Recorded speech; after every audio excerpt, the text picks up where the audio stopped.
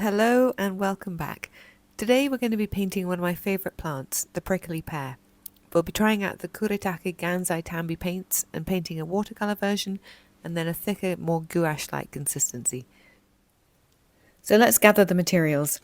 I'm going to be painting on a piece of watercolour paper. It's not quite 100% cotton, but I think it's 70% cotton. And I'm going to be using the Gansai Art Nouveau set, mixed with some watercolour pencils. These are the Faber-Castell Albrecht Dürer watercolour pencils, and I've got the juniper green, the earth green, and the olive yellow greenish. So there's a kind of grey greenies and a bit of a browny colour for the stem, for the trunk. And we're going to need a paintbrush. So this is a round tip size 8 paintbrush. So I just wanted to show you one way that I really like to work. It's to start out with a piece of ordinary paper. This is just a piece of plain printer paper. And then draw the shape on here, because then if I make mistakes, get it wrong, I can alter them without any problem. And then when I'm happy with the shape, I can transfer it to the watercolor paper. That way I don't make a huge, great big mess on the watercolor paper. So let's do that. I'm going to pop up the reference image on the screen. This is some picture that I took in Sicily last summer. There were so many prickly pears and massive, great big groups of them growing in hedges. But this one I thought would be easier for what I'm going to do today, because it's just a small one with a few clusters of leaves, if they're even called leaves. Leaves seems like the wrong word. So let's get into it.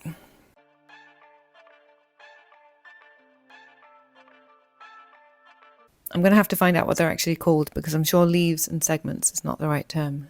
And then another thing I like to do on the initial drawing is just to mark out roughly where the dark areas are on the leaves, so that when I get to the watercolour, I know roughly where I want to put the dark bits.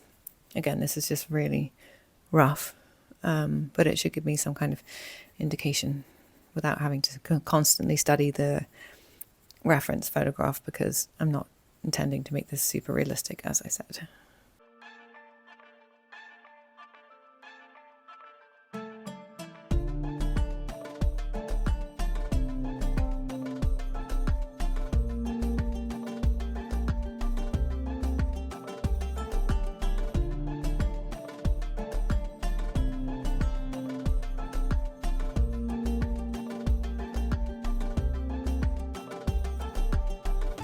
Okay, so I'm going to go now and transfer that onto the watercolour paper. I'm just going to put it against the window because I've still got some daylight, and then I'll just trace over it.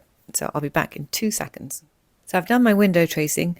There was just about enough light to get it done. I started off doing it in pencil, but then I thought it'd be better to do it with watercolour pencil, because then as I put the paint on, hopefully any lines will disappear into the paint. So now let's look at the colours.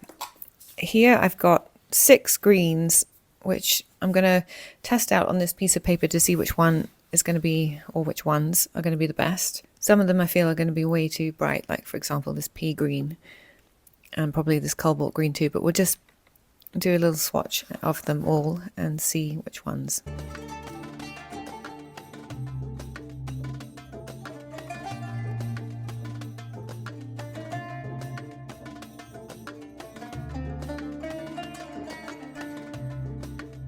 So looking at those, I feel like I want to definitely use the green grey, that one, and I possibly want to mix it with the ivy green or the billard green. Let's just quickly do some mixing and then I can see. I think I read somewhere that these were designed not to be mixed, or they gave you enough colours so that you didn't have to mix them, but in my case that's just not quite exactly what I want, so I'm going to do some mixing. This is the billard green. So let's mix a bit of that into the grey green. Wow, that is beautiful. Much more of a bluey colour. The prickly pear is quite a bluish green.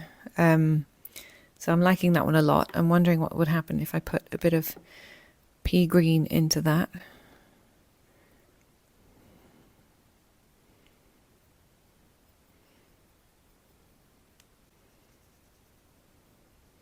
That's nice too.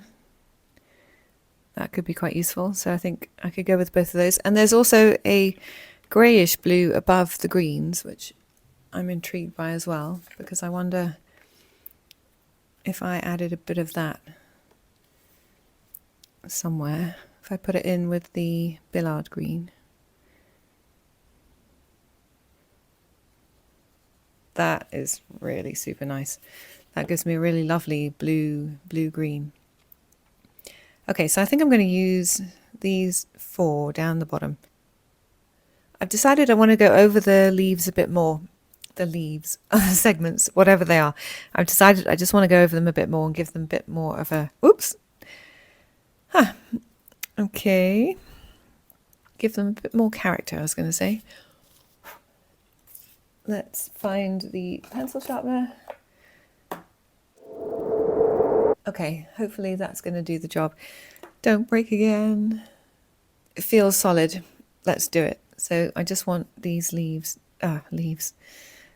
You know what? I'm going to look up right now what they are. Hold on. Okay, I have the answer. It says, a prickly pear's trunk grows in thick, sturdy, jointed segments called pads that are usually elliptical and somewhat flattened. So now we know the pads. So I'm just going to give these pads a bit more of an outline. I'm probably pressing really hard now. These should be rounder than more pointy. I never would have thought of calling them pads. I'm going to give these I'm going to give 4 of them a lighter base colour.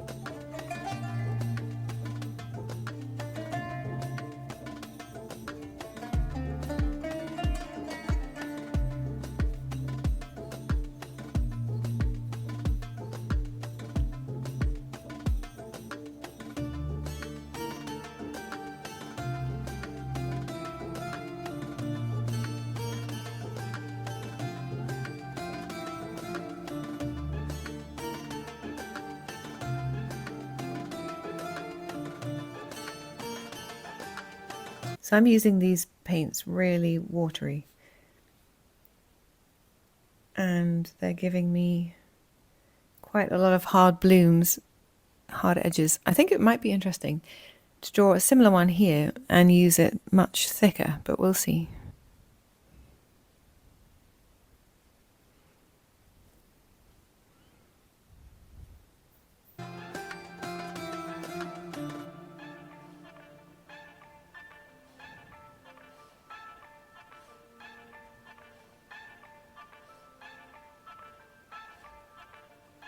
I'm going to come in on the trunk and use a bit of, or on the stem, the stalk. I'm not really good at prickly pear terminology. And just make some textury marks, and then I'll wait for them to dry and I can go over them again.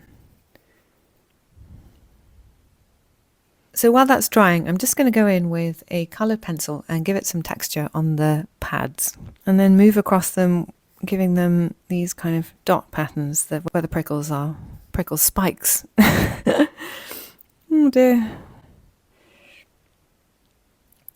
Just going to dip the end in water a bit so I can get a better mark.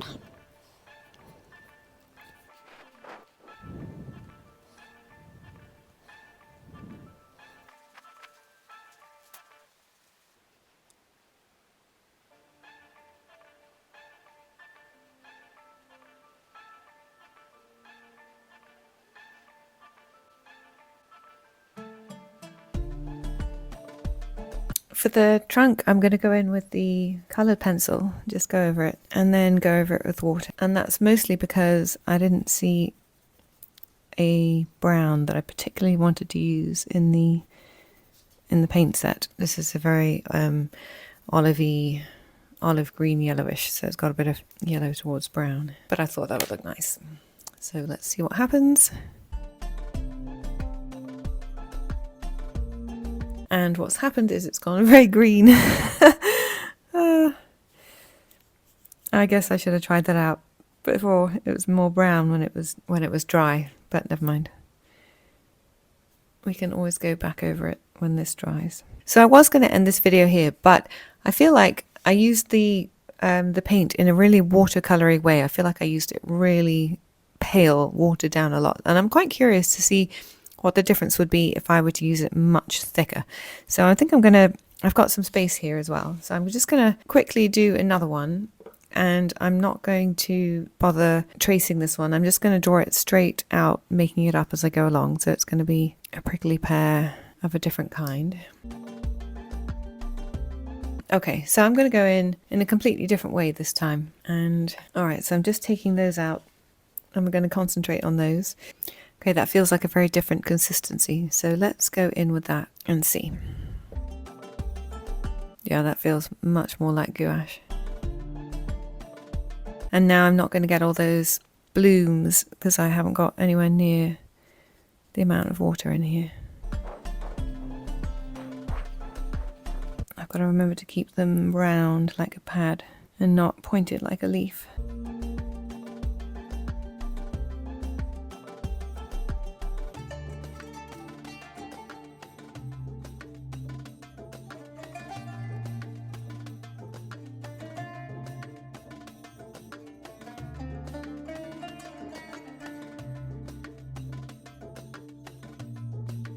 Now I'm not sure if the colour pencil is going to make any difference on top of this. Not so much, but well, let's see. You can kind of see it. I might need to go in with a white one on top. Okay, so at first glance I'm definitely preferring this one because it's got the highlights and you can see much better what's going on. So let's see what I can do to rectify that on the right hand side. It depends if this paint works at all like gouache and I can go over it with the highlights, or whether it won't show up. So let's have a look. I'm going to mix in some of that pea into the colour that I had before, so it's not quite so bright. And let's see if we can add some highlights to the leaves. So now I need to work on the other way. Bring back my drawing and see where the light areas were. Well, that's not so bad. That kind of works. Kind of. Paint some highlights in that one.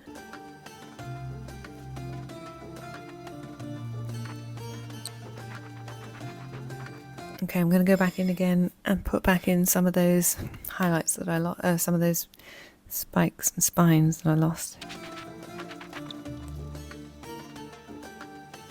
Okay, so that is the two of them complete. In my mind, there's no question that this one on the left is the more successful one. But which do you prefer? I would be interested to hear. If you've made it this far, thank you so much for watching my video. If you'd like to see more, then do please like and subscribe. And I'll be back with more paint adventures and plant life and other things very soon. Bye.